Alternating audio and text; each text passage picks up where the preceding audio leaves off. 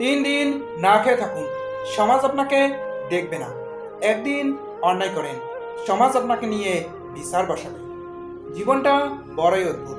যারা বাঁকা ঘাড়তেরা তাদেরকে ছেড়ে দেওয়া হয়, আর যারা সোজা তাদেরকে আঘাত করা হয়। ক্ষমতা এবং শক্তি চিরকাল থাকে না, তাই আমাদের সকলের উচিত ক্ষমতার অপব্যবহার থেকে বিরত থাকা।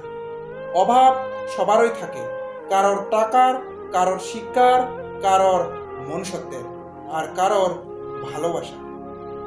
এই পৃথিবীতে কখনো কাউকে নিজের ভেবে জোর খাটানো উচিত নয়, কারণ যাকে তুমি সবচেয়ে নিজের ভাববে, সময় আসলেই বুঝে দিবে যে তুমি তার কাছে কতটা পর।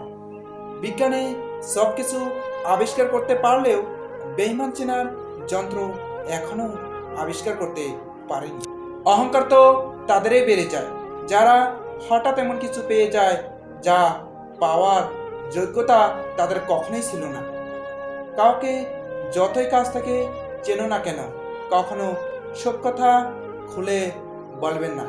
মনে রাখবেন, এই জগতে বিশ্বাসের দাম কেউ দেয় না। মা বাবার চোখে কখনো কষ্টের পানি আসতে দেবেন না, কারণ যে ঘরের সাথে পানি পড়ে সে ঘর অচিরেই ভেঙে যায়।